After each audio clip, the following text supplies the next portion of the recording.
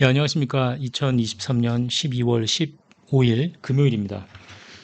자, 오래간만에 또 찾아뵙습니다. 근 한 달 만에 다시 찍네요. 아, 죄송합니다. 제가, 솔직히 계속 말씀을 드리면 제 바쁜 척해서 진짜 죄송한데요. 제가 지금 이거 만들고 있을 때가 아니거든요, 사실.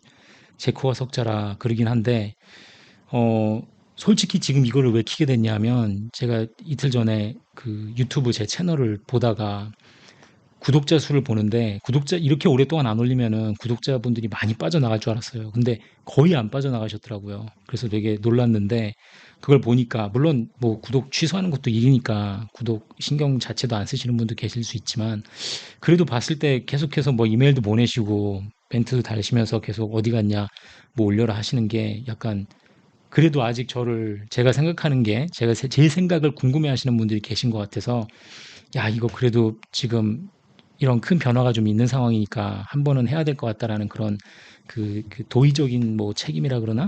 예, 그런 약간 그런 걸 느껴서 하여튼 어쩔 수 없이 반 강제로 켰습니다. 예, 그러니까 하여튼 연말에 그리고 제가 한 번 더 찍긴 해야 되거든요. 제가 광고 약속해 놓은 게 있어가지고 찍긴 해야 되는데 뭐 하여튼 그거는 제가 12월 31일 전에 어떻게 할 수 있을지 한번 보고 자, 본론으로 빨리 들어가기 전에 우선 홍사훈 기자님 새 보금자리를 가셨네요. 축하드립니다. KBS에서 그 갑자기 끝내시고 난 다음에 다들 궁금해 하셨던 것 같은데 저도 좀 놀랐고 근데 다른 채널로 옮겨 가셔서 시작하셨더라고요. 프리랜싱 하시는 것 같아요. 프리랜서가 되신 것 같아요, 이제. 그 제가 채널 이름은 잊어버렸는데 예, 홍사훈 경제쇼 하니까 바로 나오더라고요. 시청자분들도 진짜 좋아하시고 그 KBS 경제쇼 당분간 힘드실 것 같아요. 예, 그 진행하시는 분들이 너무 약하니까 그 내공이 좀 있어야 되잖아요, 이게. 진행자들이 내공이 있어야 보는 맛이 있거든요. 인터뷰라는 거는 그냥 준비해 놓은 질문만 가지고 앵무새처럼 읽어버리면 이거 안 되잖아요. 이게 되게 날카로운 지적도 해주고 질문도 하고 막 이래야 되는데 그거 홍 기자님이 잘하시니까 그래서 이제 하여튼 다시 돌아오신 거 축하드리고 자 빨리 우선 요약부터 가볼게요. 요약부터 지금 전부 다 하시는 질문이나 야 이거 금리 떨어진다 이게 지금 제일 큰 이슈잖아요. 금리 떨어지면 다시 집 사야 되는 거 아니냐. 집값 모르겠네? 와, 야, 리먼 백배 없겠는데, 이제? 이거 아니에요. 너 집값 7, 80% 떨어진 값에 주주 팔 수 있다는데 거기 가겠냐? 이게 지금 제일 중요한 질문 아니에요. 어떻게 해야 되냐? 나 다시 주식 사야 되냐? 미국 주식 지금 최고점 찍고 난리 났잖아요. 그쵸? 자, 제가 보기에는 당황하실 필요 없어요. 당황하지 마세요. 제발 호들갑들 떨지 마세요. 제발. 자, 금리 떨어진다고 좋아들 하시는데 보세요. 이 저금리로 가는 게 진짜 가는 건지, 그리고 여기서 말하는 저금리가 무슨 뜻일지 한번 자세히 들여다볼게요. 지금 원래 우리가 학교에서 배우고 정상적으로 알고 있는 상황은 보통 돌아가는 그 레파토리는 정상적인 건 저금리 시대를 통해서 뭔가 과열이 되고 자산의 거품이 끼고 난리가 나면서 결국은 이게 인플레를 가져오죠. 인플레가 너무 높아지니까 중앙은행에서 야, 금리를 올리자 해서 금리를 올리면은 장기 투자가 위축이 되고 공급이 줄어드는 거죠. 그리고 수요도 같이 하락을 하면서 얘네가 침체를 몰고 와요, 결국은. 저 성장률이 뭐 마이너스로 떨어진다든지 뭐 실업률도 올라가고 그러고 나면 재정 적자가 들어가죠. 정부에서. 그리고 중앙은행에서는 저금리로 다시 돌아가면서 경기를 살리려고 합니다. 회복시키자. 이게 우리가 알고 있는 사이클이잖아요. 흔히 알고 있는 경제 사이클, 이코노미 사이클. 근데 지난 십몇 년 동안 버냉키를 시작을 해서 미친 짓을 하기 시작했죠. 모든 중앙은행의 정부들이.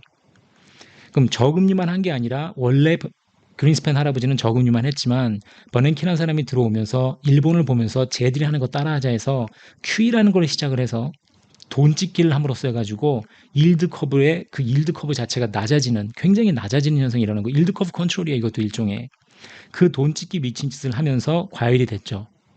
과열이 됐는데도 인플레가 안 오네 생각처럼 많이 안 오는데 역시 저금리나 돈 찍기는 인플레 문제가 아니야 하면서 신나게 돈을 찍다가 코로나가 들어오고 난 다음에 얘들이 진짜 그 돈을 회사나 개인 주머니에다 갖다 찔러 넣으니까 뱅킹 시스템에서 들어갈 때 뱅크를 통해서 들어가는 게 아니라 직접 그 뱅크들을 건너뛰고 직접 개인들한테 주머니에 넣었더니 인플레가 마구마구 찾아왔어요. 그래서 당황을 해가지고 금리를 인상을 하고 돈을 걷기 시작한 거죠. QT를 한 거죠. 여기서 지금 돈 찍기 QE에서 QT로 돌아섰어요. 그러면 자 여기 QT 돌아섰어요. 그러면 우리가 봐야 되는 게 그리고 모두가 예상을 한 게 저도 포함해서 장기 투자가 위축이 되는 거고 이건 당연히 위축이 됐죠. 우리가 맨날 그 리딩 이코노믹 인디케이터라 그래서 선행지수 하잖아요. 이거는 뭐 18개월, 19개월, 20개월 연속으로 계속 최하락을 밑으로 바닥을 찍고 있는 거고 왜냐면 이거는 앞으로 3년, 5년, 10년을 앞을 내다보고 투자하는 사장님들 마음이라 그랬잖아요. 이거는. 그러니까 투자는 장기 투자는 위축이 되고 있는데 수요가 하락을 안 했죠. 왜 하락을 안 했냐? 생각만큼 하락을 안 한 거죠. 여기서 재정 적자를 먼저 갖다 때렸잖아요. 여기서. 순서를 얘들이 새치기를 했죠.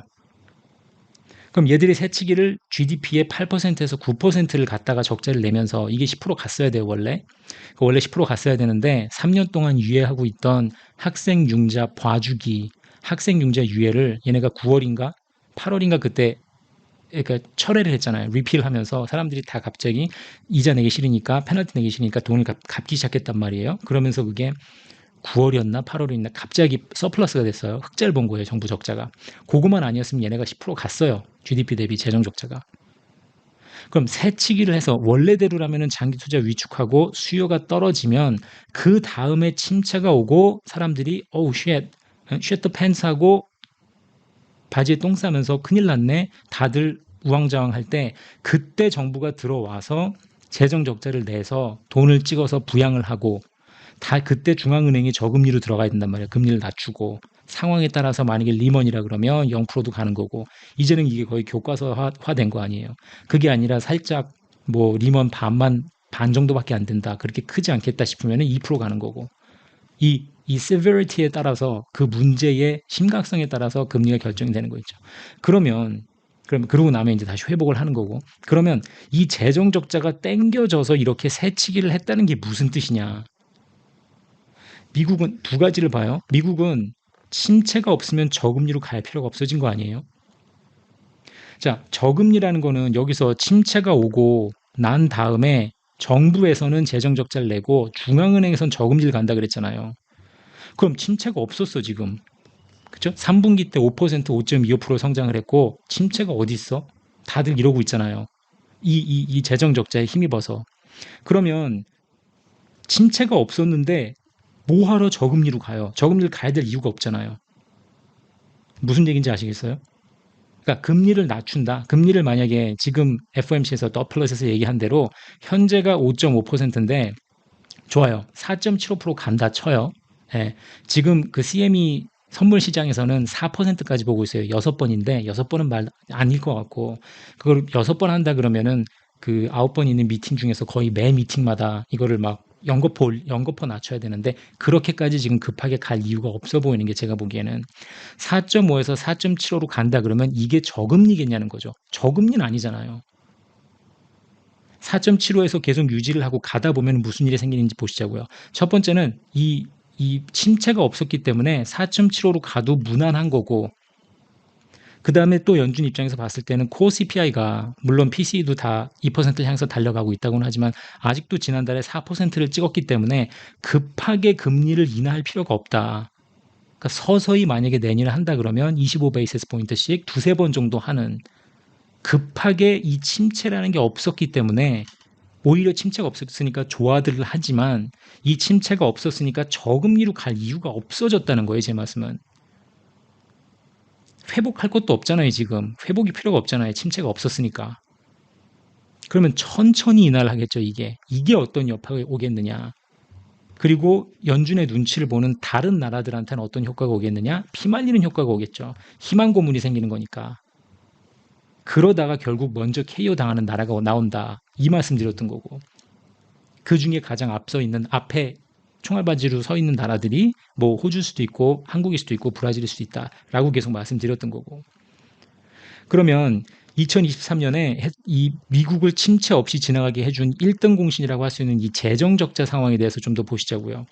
8에서 9% 재정 적자를 내서 침체를 없이 그냥 싹 지나가는 것처럼 반칙을 하고 새치기를 해서 이렇게 지나갔는데 그러면 2024년에는 이 재정 적자가 얼마나 중요하겠어요. 이거에 따라서 되게 이 상황이 바뀌겠죠. 그러니까 한국에서 올해 초에 2월, 3월에 특례론 나와가지고 GDP 2% 되는 거 찍어내가지고 부동산 시장 살리고 정부가 계속 규제 완화하고 막 정부가 모든 걸 던져 넣어서 경제를 저만큼 부동산 시장을 다시 그래도 저만큼 연착륙하는 것처럼 보이게 만든 것처럼 미국도 마찬가지로 재정 적자에 힘입어 가지고 지금 이 상황까지 온 거란 말이에요, 우리가. 파월도 그랬잖아요. 기자회견에서 가장 서프라이즈가 뭐였냐 2023년에 침체 없이 꽤 리질리언트하게 꽤 튼실하게 경제가 성장해 준 게 그게 가장 놀라웠다. 그러니까 우리도 본 적이 없는 거죠. 그 아저씨도 본 적이 없고 저도 본 적이 없고 다른 전문가도 본 적이 없는 게 이게 원래 순차적으로 가서 장기 투자 위축하고 수요하라 한 다음에 침체가 오면 재정 적자를 내는 게 원래는 정석인데 이 정석이 무너지고 내 맘대로 할래 이 마인드가 들어간 지 오래됐잖아요, 지금. 그게 재정 적자를 미리 여기서 땡겨서 썼기 때문에 그런 일이 생긴 거고. 그러면 자, 적자 8%에서 9%씩 나는 이 미친 적자를 2024년에 유지를 하겠느냐. 이거 제가 미친 적자라고 하는 거는 기억나시죠? 예전에 말씀드렸던 거. 그러니까 리먼 났을 때 첫 해에 재정 적자가 13%였죠. 두 번째 해가 10%였어요. 원래 재정 적자가. 근데 리먼 비스무리한 것도 안 났는데 그냥 적자를 8에서 9%를 낸 거예요. 그건 10%를 낸 거예요. 어마어마하게 쓴 거죠, 돈을. 그러니까. 원래 보통 국가가 선진국에서 정상적으로 재정 적자 내는 폭은 GDP의 1에서 3% 사이라 그랬어요. 그죠? 유로화를 쓰는 유로화를 조인하고 싶어도 그 나라는 3% 이상을 쓰면 안 돼요. 재정 적자를 GDP에. 그러니까 그만큼 8, 9%라는 건 엄청난 돈을 쓴 거예요, 얘들이. 그러면 2024년에 만약에 8, 9%를 계속해서 유지를 한다. 이 추세를, 이 쓰는 그 왁구를 계속해서 쓴다 그러면 장기채 발행에 불가피합니다. 제가 뒤에서 좀 더 말씀드리겠지만 옐런 아줌마가 지금 그냥 룰이고 뭐고 없어. 평상시에 뭐 20% 미만으로 유지해야 되는 단기채 물 이런 거 필요 없고 저 여자는 지금 RRP에 Reverse Repo Facility, 역 레포 패실리티에 들어있는 돈을 다 끌어내고 있어요 지금.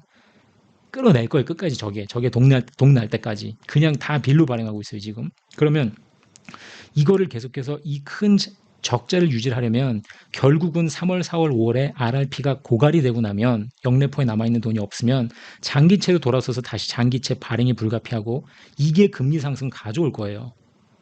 달러가 불안해지고 약세 갈 수 있고 다시 한번 미국 부채 문제가 불거질 수도 있고 달러가 약세가 오면서 지금도 약해졌지만 많이 금리 낮춘다는 그 기대감에 이러다 보면 미국 내에서도 다시 인플레 위험이 오겠죠. 수입품 자체가 그러니까 에너지 가격 말고도 인포 프라이스 자체가 올라가니까 수입 가격이 인플레 다시 건드릴 수 있는 거고 그러다 보니까 연준 입장에서는 그래 낮출 순 있어 두 번 세 번 낮출 순 있지만 크게 낮출 일이 없다는 거죠. 이 4.75를 만약에 2024년을 마무리를 한다 그러면 어떻게 될지 뭐 당연히 내년에 뚜껑 열어봐야 알겠지만 4.75로 만약에 가서 끝을 낸다 그러면 이걸 저금리로 간주하겠냐는 거예요. 아니에요. 제가 보기에는 4.75가 리먼 백부를 가져올 수 있는 충분히 높은 금리예요. 아직도. 앞으로 12개월 동안 서서히 낮아져서 4.75에 우리가 2024년 12월 30일에 4.75로 막을 내린다 그래도 충분히 골마있던 걸 터뜨리기에는 충분히 높은 기준금리예요. 왜냐하면 2010년대를 거의 90% 이상 우리가 0%로 유지를 했기 때문에 QE에 힘입어서 엄청난 저금리를 우리가 거기에 젖어 있었기 때문에 지금 아직도 언제 금리 내리나 하고 이 신락 같은 그런 거에 한 가닥 매달려 가지고 금리가 더 크게 낮아지길 바라는 사람들이 엄청 많다는 거예요, 제 말씀은. 그러니까 이게 저금리라고 좋아할 수준이 아니라는 거죠. 그리고 왜 제가 보기에는 연준이 저걸 크게 뭐 갑자기 2024년 말에 2%까지 도달한다? 이게 불가능한 게 여기서 말씀드린 것처럼 코어 CPI 문제도 있고 적자는 계속해서 나올 거고 그러다 보면 장기채는 계속 발행이 될 거고 달러가 약세되면서 인플레이션 위험 다시 올 수 있으니까. 아니면 A가 아니고 만약에 B로 간다 그러면 저는 A로 갈 확률이 90%로 보거든요. 높아요 제가 보기에는. 이게 B는 10%밖에 안 되는데 만약에 이 B는 뭐냐면 적자를 미국 정부가 책임감 있게 3% 미만으로 쓰는 거예요. 돈을 덜 쓰는 거죠. 즉 ERC도 끝났고 Employee Retention Credit도 끝났고 공화당이 지금 집권을 차지하고 있기 때문에 바이든이 민주당이니까 걔가 만약에 바이든이 뭔가를 내놓으면 그냥 다 위토를 할 거란 말이에요. 그냥 좋고 그러니까 메릿을 따지지 않고 그냥 어긋장부터 놓을 거예요. 안 해. 돈 쓰지 마. 이렇게 될 거예요. 만약에 이렇게 정상화가 돼서 돈을 만약에 못 쓴다 그러면 인플레도 떨어지고 성장률도 떨어지고 다시 그것 자체가 침체 위기를 가져올 수 있겠죠. 그러면 차라리 금리가 더 떨어질 수 있어요. 2024년 말에 차라리 아싸리 3%로 바로 간다든지 이럴 수는 있어요. 근데 이거는 좋아서 가는 게 아니라 성장률 떨어지고 인플레 떨어지고 디스인플레이션이 디플레 가면서 아예 경기가 확 죽어버리면서 떨어지는 거니까 이거는 일드 커브로 따지자면은 지금 만약에 이렇게 돼 있다 그러면 이 베어 스티프닝이 되는 거겠죠. 진짜로 이거야말로. 무슨 얘기인지 아시겠죠? 근데 어쨌든 저는 B로 갈 가능성이 적고 A로 갈 확률이 90% 이상이라고 보는 게 왜냐하면 미국이건 한국이건 제가 계속 말씀드리지만 이건 부모들 간의 싸움이라 그랬잖아요. 돈 쓰기, 돈질환하는 레파토리란 말이에요. 처음부터 끝까지 다. 그냥 확실하지 않으면 어느 정부든 어느 중앙이든 다 개입하고 다 돈을 갖다 풀고 끝장날 때까지 돈을 쓸 거라는 가정을 하시면 돼요. 그걸 가정을 하시고 투자를 하시면 될 것 같아요. 미국은 그 쓰던 가닥이 있기 때문에 8, 9%못 가도 최소한 6%에서 7% 적자만 본다 하면 그럼 이렇게 큰 적자는 어떻게 볼 거냐? 하원 의원들이 통과를 안 시키면 바이든 대통령이 어떻게 되겠어요? 내년엔 대선이기 때문에 딱 10달 남았잖아요. 10달, 11달. 돈 쓰고서는 경기 부양할 수 있는. 내년에 이 바이든은 그 Strategic Petroleum Reserve 그 전략 비축류, 원유 비축류도 안 채워넣을 거란 말이에요. 저 사람은. 유가 오르면 안 되니까. 저거 진작에 채워 넣었어야 되는데 지금 70불 됐으면 당연히 채워 넣었어야 되는데 저것도 안 채워 넣고 완전히 그냥 남의 문제란 말이에요. 저거는. 그러니까 비축류도 다시 안 채우고 있는 돈 갖다 더 쓰고 만약에 하원의회에서 막아버리면 비토를 하면 익제큐티브 오더 쓰겠죠. 나 대통령령으로 그냥 쓸 거야. 써. 1% 빵. 여기다가 뭐 few hundred billion 쓰고 저기다가 뭐 trillion 쓰고 이 사람은 이거를 보나 안 보나 100%예요. 100%. 바이든이. 2024년 내내 보시자고요. 어떤 식으로 이거를 한국말로 뭐라 그러지? 그러니까 대통령령으로 그냥 하는 거 써버리는 거. 이건 제가 나중에 쇼츠를 만들게요. 되면. 이 사람은 앞으로 2024년 내내 웬만한 법안 통과를 다 이그제큐티브 오더로 할 거예요. 왜냐하면 안 그러면 트럼프를 이길 수가 없으니까. 안 그래도 지금 그냥 1대1로 붙어도 트럼프한테 밀리는데 말빨로도 밀리고 무식함도 밀리고 모든 것을 밀리잖아요. 근데 지금 거기서 만약에 경제까지 꼬꾸라진다 그러면 안 된단 말이에요, 대통령. 재선 물 건너가는 거잖아요.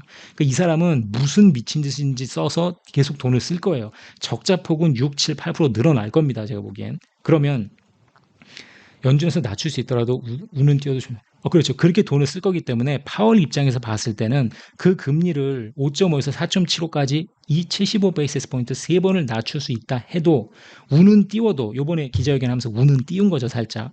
하지만 조심스러울 수밖에 없다는 거예요, 제 말씀은. 그럼 이게 4.75도 꽤 높은 건데 이게 유지가 되고 있으면 그 와중에 리먼 100배로 부러지는 놈이 나타날 것이다. 왜냐하면 미국의 실질 금리는 계속해서 높게 유지가 될 거고 줄어들고 있지 않는 이 진행 중인 QT 계속해서 지금 1.2 트릴리언 줄었죠. 8.9 찍고 7.7까지 갔어요. 7.7 트릴리언까지. 뒤에서 차트 한번 보여드릴게요.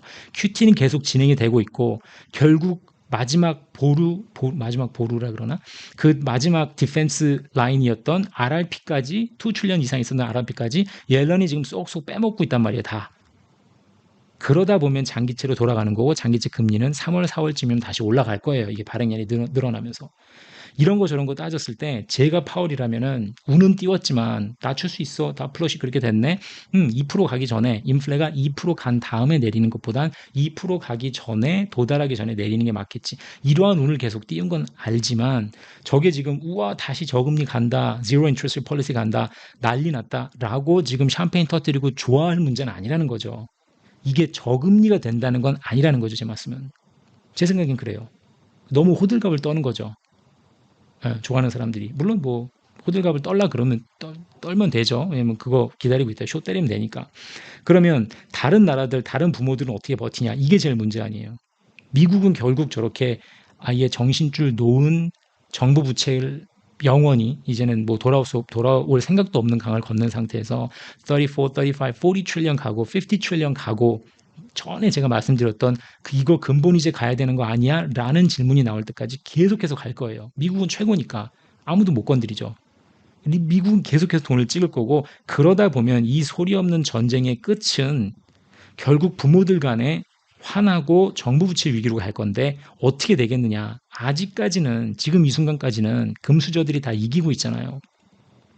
미국을 포함해서 유로화가 됐건 스위스가 됐건 일본이 됐건 영국이 됐건 금수저들은 계속해서 이기고 지금 빠져나가고 있는 상황인데 한국은 이제 못 그럴 수 있으니까 미국이 계속해서 이 금리가 실질 금리가 높아져 있는 상황이 유지가 될 텐데 예를 들면 한국이 만약에 미국이 75베이시스 포인트 내린다 그러면 한국이 혼자 같이 따라서 금리 낮출 수 있을까? 저 미국이 24년에 75 내리면은 2.75 한국이 간다? 글쎄요. 내리기 어려울 것 같은데 모르죠. 하늘에서 또 어떤 과감한 황당한 짓을 할지는 모르겠는데 낮출 수도 있고 이건 뭐 어떻게 될지 봐야 될 것 같아요.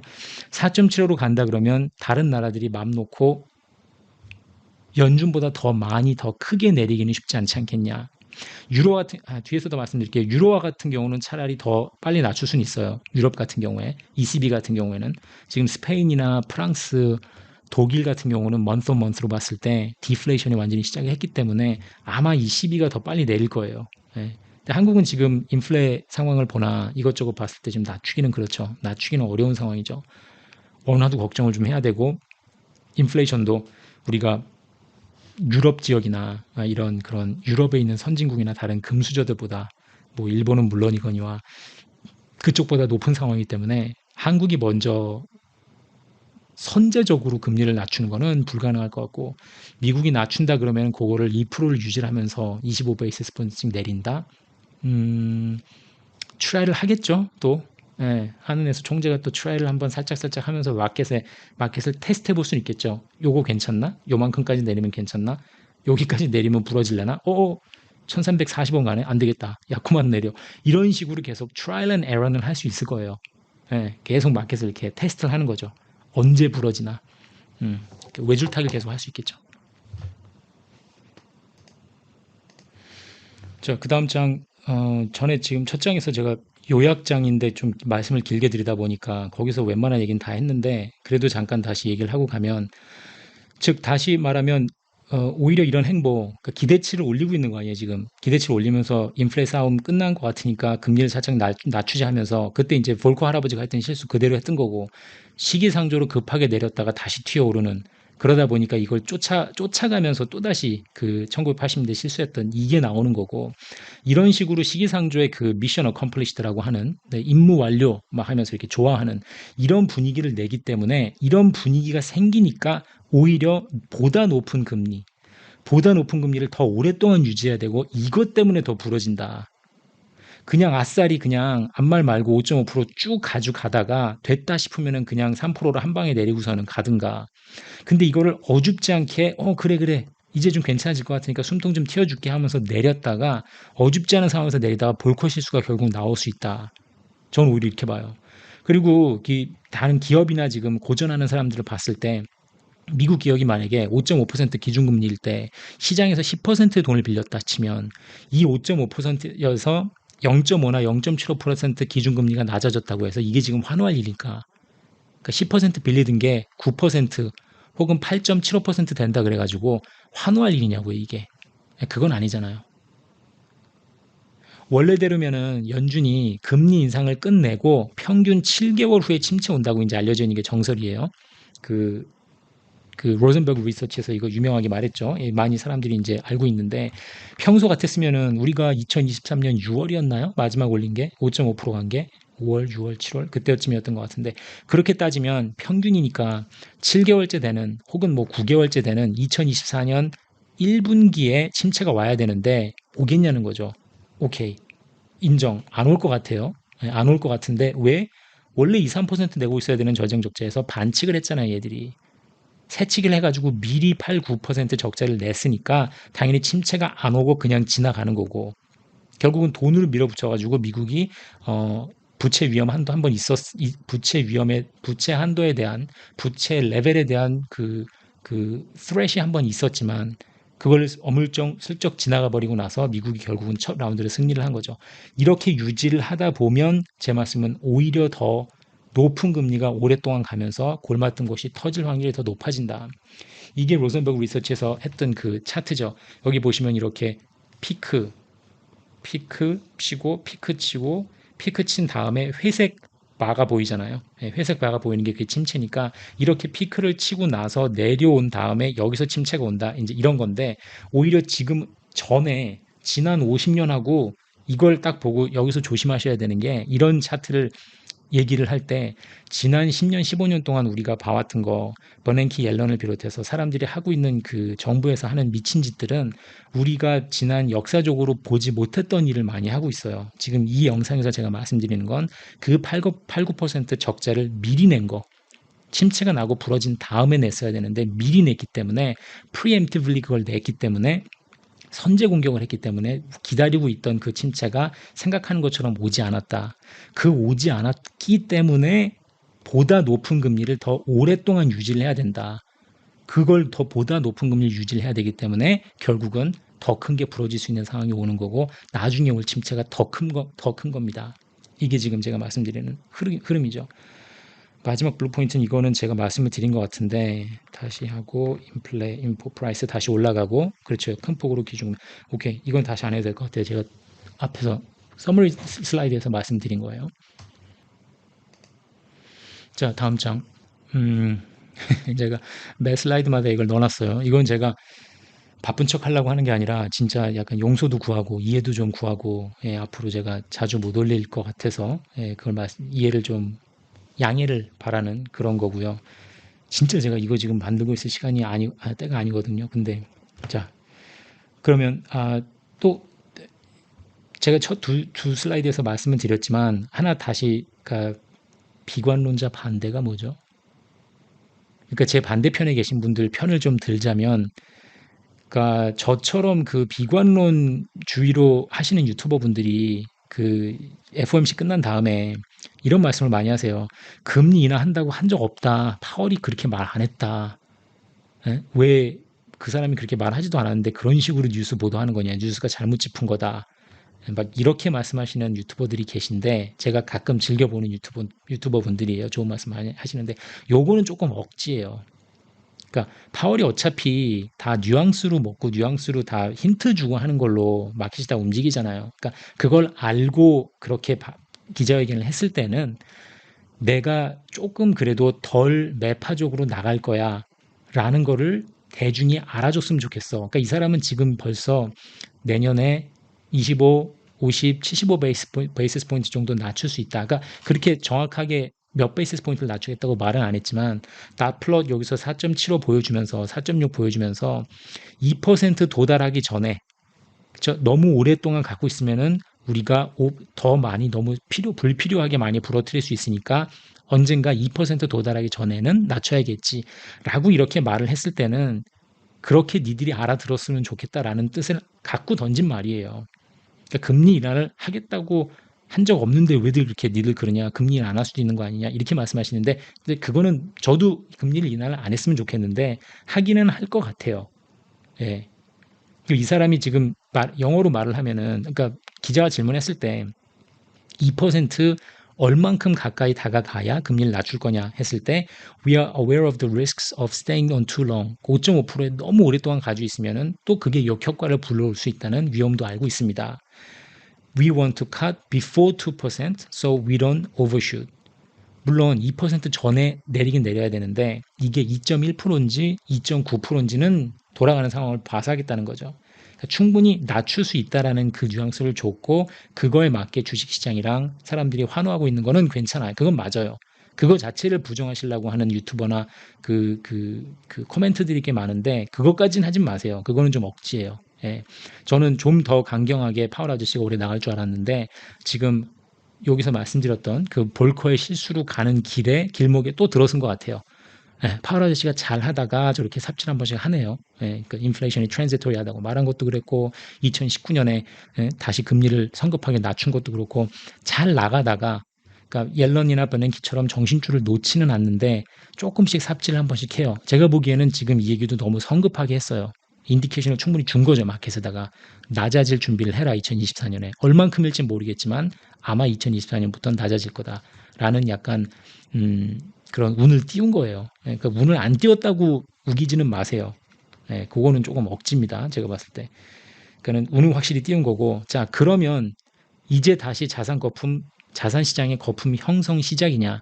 제가 늘 말씀드리는 그 간땡이 붓기. 이제부터 간땡이 붓기 시작하면 돼. 금리 낮춰질 거니까. 저는 그렇지 않다고 보는 거죠. 물론 반응 속도가 가장 빠를 수밖에 없는 주식시장, 그 다음에 빠른 채권시장들은 물론 민감하게 반응은 하고 있지만 부동산 시장이라든지 제가 지금 이 전 슬라이드에서 말씀드렸던 것처럼 4.75로 간다 해서 12개월 동안 더 끌고 간다 그러면 그게 충분히 뭔가 불어들이려고 하면 불어들일 수 있는 충분한 그 높은 금리입니다. 위험 요소들이 하루아침에 사라진 게 아닙니다. 한국 같은 경우는 그 세계 1위 하고 있는 그 부채가 하루아침에 슝 사라진 게 아니니까 금리 50 베이시스 포인트 내려왔다고 해서. 그러니까는 너무 광분할 필요 없고 조금 더 두고 보는 게 맞다고 생각한다. 예, 그 말씀인 겁니다.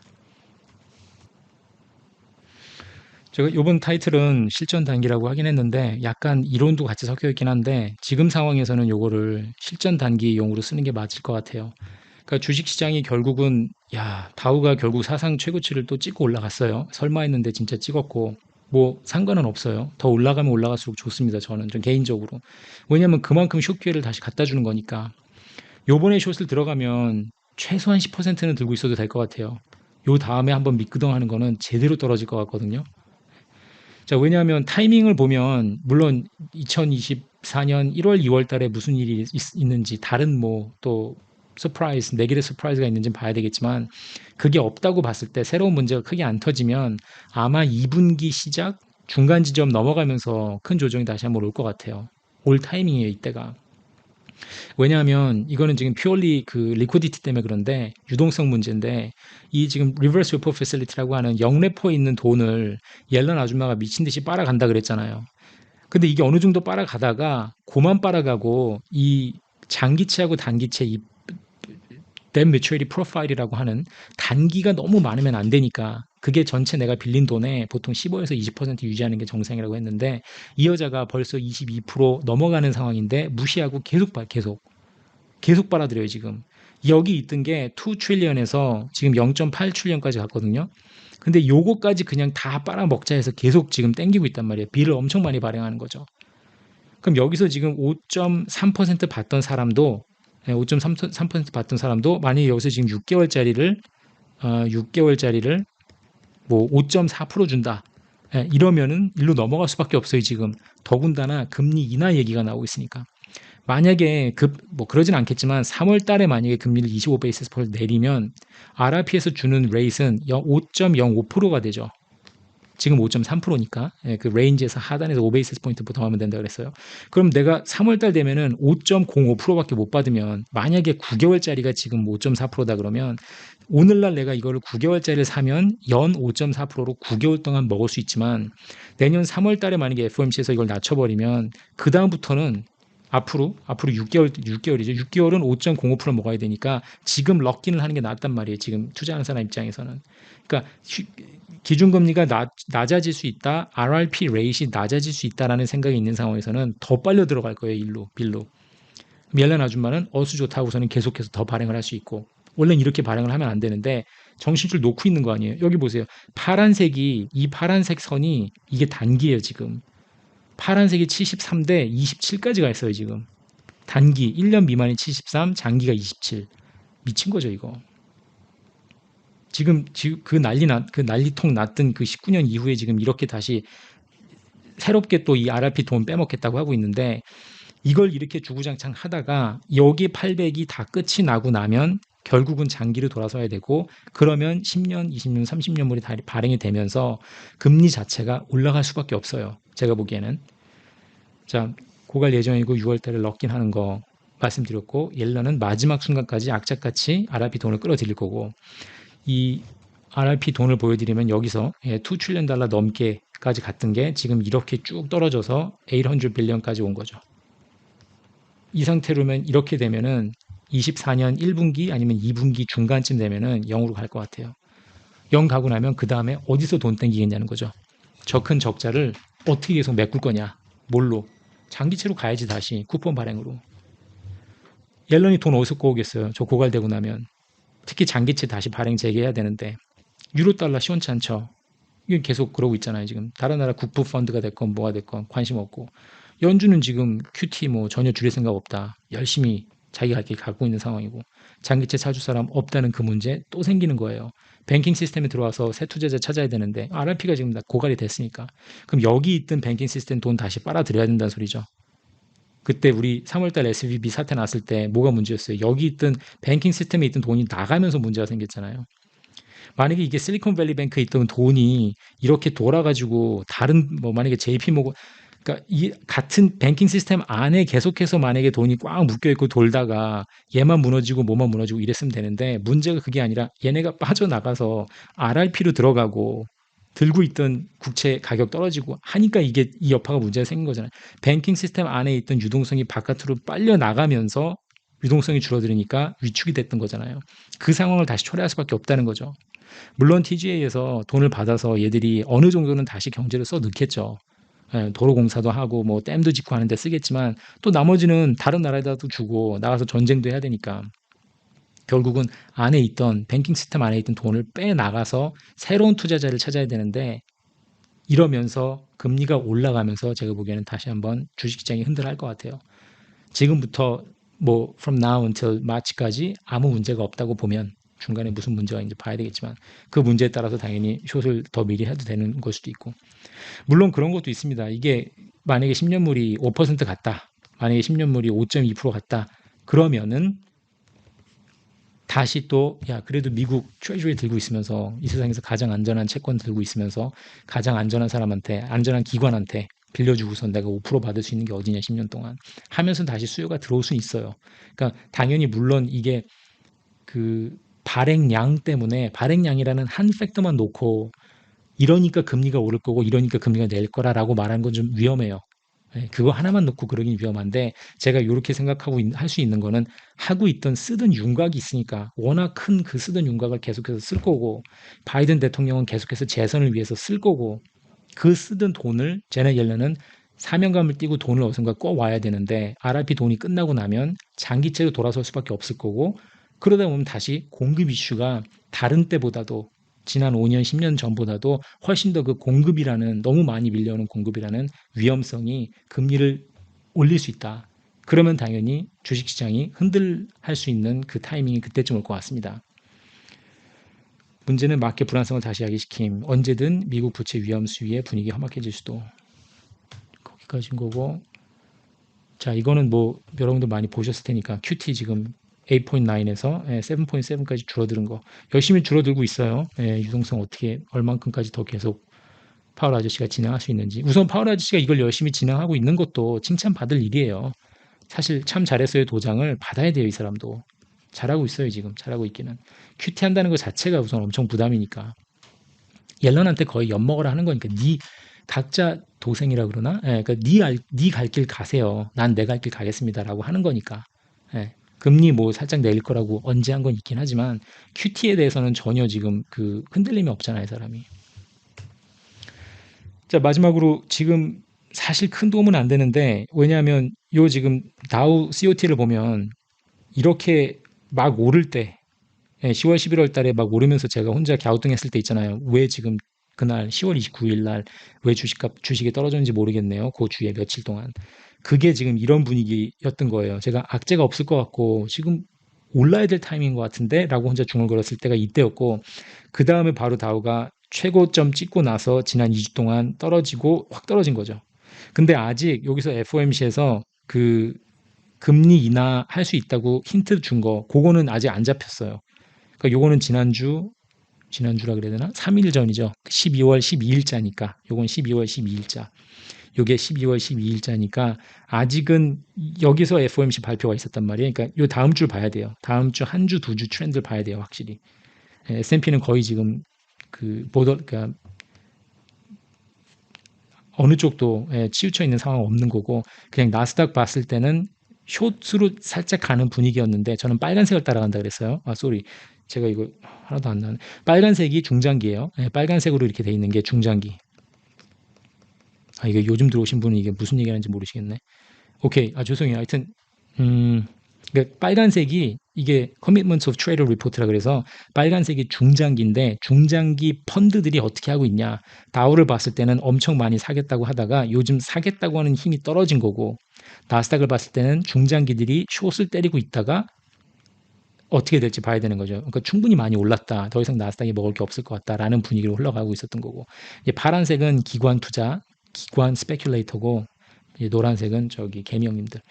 자, 어쨌든 이걸 놓고 여기서 두 가지 볼 거는 하나, 요 다우가 12월 19일 날, 12월 19일 화요일 날 어떤 포지션을 갖고 있다 테이크할지 사람들이 다시 롱으로 돌아서서 금리 인하 올 거니까 이제부터 다시 사면 됩니다라고 이제 흥분을 할지 아니면은 오히려 더 중장기들이 발을 빼는 분위기로 흘러갈지 그걸 하나 봐야 될 것 같고 두 번째는 제가 늘 찾는 지금 같은 경우는 이제 MD가 되게 중요하겠죠. 마켓 디스코드가.